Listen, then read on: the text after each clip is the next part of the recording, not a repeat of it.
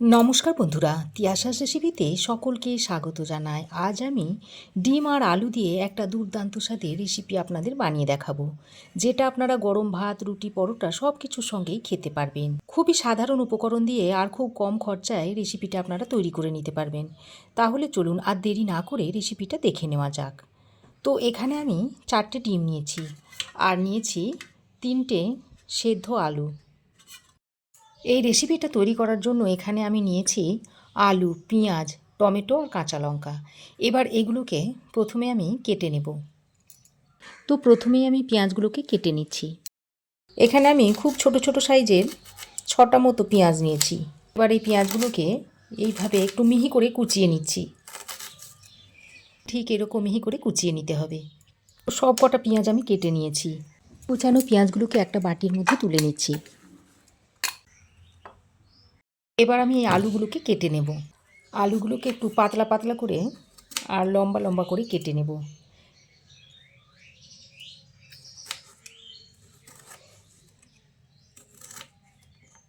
তো দেখুন, আলুগুলোকে এরকম লম্বা আর পাতলা করে কেটে নিয়েছি।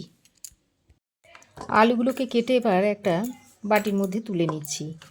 তারপর এই আলুগুলোকে ধুয়ে একটু ভাপ দিয়ে নেব। এবার আমি কিছু কাঁচা লঙ্কা আর টমেটো কেটে নেব। কাঁচা লঙ্কার বোটাগুলোকে এইভাবে কেটে বাদ দিয়ে দিচ্ছি। তারপর একটু ছোট ছোট করে কুচি কুচি করে নিচ্ছি।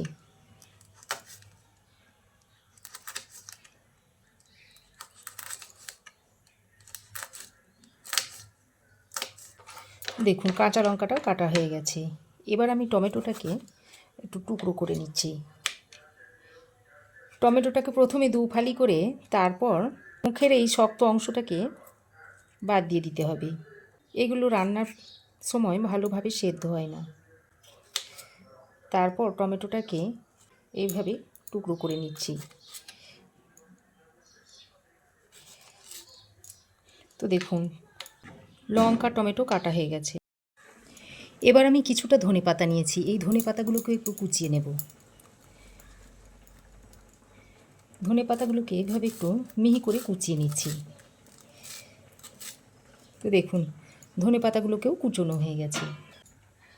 আর এদিকে দেখুন, কেটে নেওয়া আলুগুলোকেও ভাপ দিয়ে নিয়েছি। এবার আমি একটা বড় পাত্র নিয়েছি। এই পাত্রের মধ্যে ডিম 4টেকে ভেঙে নেব। এখানে আমি আমার প্রয়োজন অনুযায়ী 4টে ডিম নিয়েছি, তবে আপনারা আপনাদের প্রয়োজন অনুযায়ী ডিমটা কম বা বেশি করে নিতে পারেন।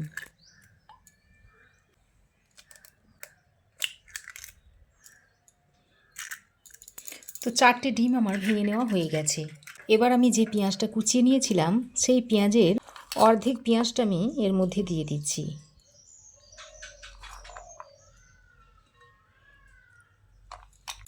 এবার দিয়ে দিচ্ছি কুচিয়ে নেওয়া লঙ্কাটা,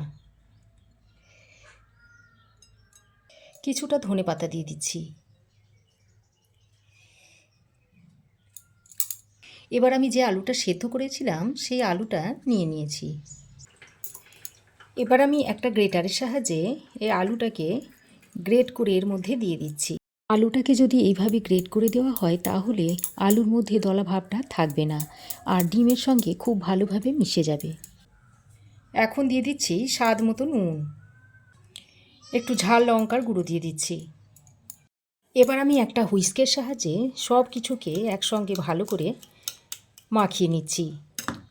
চাইলে আপনারা হাত দিয়েও সুন্দর করে মেখে নিতে পারেন। রেসিপিটা খুবই সাধারণ আর একদম অল্প তেল মশলায় স্বাস্থ্যকরভাবে রেসিপিটা আপনাদের আজকে তৈরি করে দেখাচ্ছি। আর খুবই কম খরচে রেসিপিটা তৈরি হয়ে যায়। খেতে তো ভীষণই ভালো হয়। তো দেখুন, সব কিছুকে আমি সুন্দর করে মেখে নিয়েছি। তো দেখুন, এই রকম করে আমি মেখে নিয়েছি। এদিকে দেখুন, একটা ফ্রাই প্যান আগে থেকে গরম করতে দিয়েছিলাম। ফ্রাই প্যান ভালোভাবে গরম হয়ে গেছে। এবার এর মধ্যে দিয়ে দিচ্ছি বেশ খানিকটা সর্ষের তেল। তারপর ফ্রাই প্যানের হ্যান্ডেলটা ধরে তেলটাকে এইভাবে একটু স্প্রেড করে নিচ্ছি। এবার আমি যে ডিমের ব্যাটারটা তৈরি করে নিয়েছিলাম তার মধ্যে থেকে 1 হাতা মতো ব্যাটার নিয়ে এরকম ছোট ছোট আকারে বড়ার মতো তৈরি করে নিচ্ছি। একসঙ্গে আমি 3টে দিয়ে দিচ্ছি, এর থেকে বেশি আর ধরবে না। এভাবে করে উল্টে দিচ্ছি। একটু গায়ে গায়ে লেগে গেছে, এগুলোকে একটু এইভাবে ছাড়িয়ে দিতে হবে।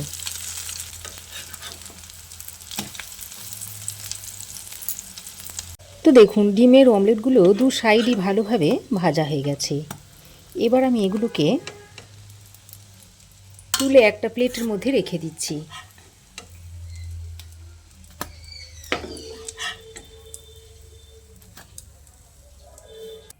ফ্রাই প্যানে দেখুন আরও কিছুটা তেল রয়ে গেছে। ওই তেলের মধ্যে আমি আবারও ওই একইভাবে ব্যাটার দিয়ে দিচ্ছি। 3টে করে ব্যাটার দিয়ে আমি ডিমের অমলেটগুলোকে তৈরি করে নেব। তো দেখুন একইভাবে সব ডিমের অমলেটগুলো আমি তৈরি করে নিয়েছি।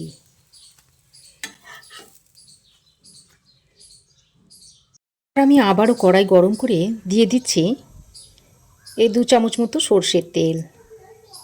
তেল ভালোভাবে গরম করে নিয়ে এবার এর মধ্যে ভাপ দিয়ে নেওয়া আলুগুলোকে দিয়ে দিচ্ছি। সঙ্গে অল্প পরিমাণে একটু নুন আর একটু হলুদের গুঁড়ো দিয়ে আলুর সঙ্গে ভালো করে নেড়ে চেড়ে মিশিয়ে নিচ্ছি।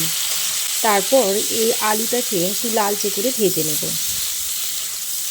আর এইভাবে যদি আলুটা ভাপ দিয়ে নিয়ে তারপর ভেজে রান্না করা হয় তাহলে তরকারির স্বাদও যেমন ভালো হয়, তেমনি রান্নাটা করতেও সময়টা কম লাগে। বেশ কিছুক্ষণ নাড়াচাড়া করে আলুটাকে আমি এরকম লালচে করে ভেজে নিয়েছি। এবার এই আলুটাকে আমি তুলে রেখে দিচ্ছি।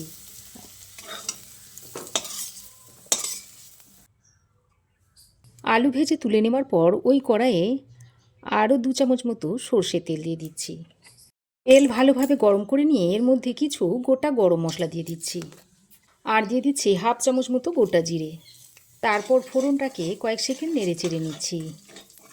ফোড়ন কয়েক সেকেন্ড নেড়ে চেড়ে নিয়ে যখন একটা সুন্দর গন্ধ ছাড়তে শুরু করবে, ঠিক সেই পর্যায়ে যে বাকি অর্ধেক পেঁয়াজটা রেখে দিয়েছিলাম সেটা দিয়ে দিচ্ছি।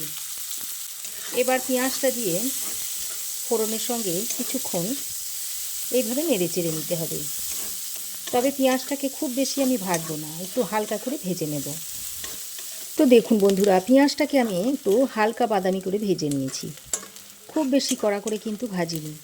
এবার আমি 1 টেবিল চামচ মতো আদা ও রসুনের পেস্ট এর মধ্যে দিয়ে দিচ্ছি আর একটা টমেটো যেটা কুচিয়ে নিয়েছিলাম সেটা এখানে দিয়ে দিলাম। তারপর এই তরকারির সমস্ত নুনটাই আমি এখানে দিয়ে দিচ্ছি। এবার আদা রসুন আর টমেটোটা দিয়ে খুব ভালো করে কষিয়ে নিচ্ছি। এই পর্যায়ে একটু জল দিয়ে মশলাটাকে কষিয়ে নিতে হবে। আর যে কোনো রান্নাতে যখনই অল্প পরিমাণে তেল দিয়ে রান্নাটা তৈরি করতে চাইবেন, সেই পর্যায়ে কিন্তু এইভাবে জল দিয়ে মশলাটাকে কষিয়ে নেবেন, তাহলে রান্নার স্বাদ কিন্তু খুবই বাড়বে। দেখুন বন্ধুরা, আদা রসুন ও টমেটোটা দিয়ে জল দিয়ে বেশ ভালো করে আমি কষিয়ে নিয়েছি। আর টমেটো দেখুন বেশ খানিকটা গলেও গেছে। এবার এখানে আমি কিছু গুঁড়ো মশলা দিয়ে দিচ্ছি 1 চামচ মতো হলুদ গুঁড়ো, ঝাল লঙ্কার গুঁড়ো দিয়ে দিচ্ছি হাফ চামচ মতো। কালারটা যাতে সুন্দর হয় সেই জন্য একটু কাশ্মীরি লঙ্কার গুঁড়ো দিয়ে দিলাম। হাফ চামচ মতো জিরে গুঁড়ো দিয়ে দিচ্ছি আর হাফ চামচ মতো ধনে গুঁড়ো। এবার মশলাটা যাতে পুড়ে না যায় সেই জন্য অল্প পরিমাণে জল দিয়ে মশলাটাকে খুব ভালো করে কষিয়ে নিতে হবে। আর মশলা যত ভালোভাবে কষাবেন তরকারির স্বাদ কিন্তু ততটাই বাড়বে। প্রায় 2-3 মিনিট সময় ধরে মশলা আমি খুব ভালো করে কষিয়ে নিয়েছি। আর মশলা থেকে দেখুন খুব সুন্দরভাবে তেল ছাড়তে শুরু করেছে। এবার এই পর্যায়ে আরও একটু নাড়াচাড়া করে নিয়ে ভেজে রাখা আলুগুলোকে এর মধ্যে দিয়ে দিচ্ছি।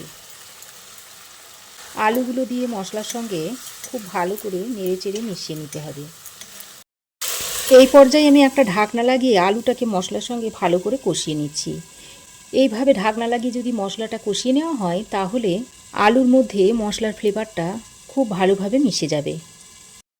ঢাকা দিয়ে প্রায় 2 মিনিট মতো মশলার সঙ্গে আলুটাকে ভালো করে কষিয়ে নিয়েছি। আর আলু খুব ভালোভাবে কষানো হয়ে গেছে। এবার আমি এর মধ্যে পরিমাণ মতো জল দিয়ে দিচ্ছি।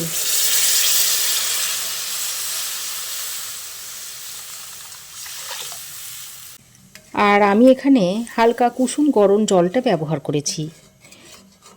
সব সময় রান্নাতে আপনারা গরম জল ব্যবহার করার চেষ্টা করবেন, তাহলে রান্নার স্বাদ যেমন বাড়বে, রান্নাটাও কিন্তু তাড়াতাড়ি হয়ে যাবে। জলটা দিয়ে আলু ও মশলার সঙ্গে খুব ভালো করে নেড়েচেড়ে মিশিয়ে নিচ্ছি। এই পর্যায়ে নুনটা একটু চেক করে নেবেন। এবার আমি কয়েকটা চেরা কাঁচা লঙ্কা দিয়ে দিচ্ছি। আর যে ধনে পাতাটা রেখে দিয়েছিলাম সেটা এখানে দিয়ে দিচ্ছি।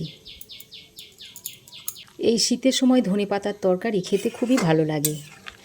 তারপর সব কিছুকে আরও একবার ভালো করে নেড়েচেড়ে মিশিয়ে দিয়েছি। এখন ফুটে আসা পর্যন্ত অপেক্ষা করতে হবে। এখন বন্ধুরা, ঝোল খুব ভালোভাবে ফুটে উঠেছে। এবার আমি যে ডিমের অমলেটগুলো তৈরি করে রেখেছিলাম সেইগুলো এর মধ্যে একে একে দিয়ে দিচ্ছি।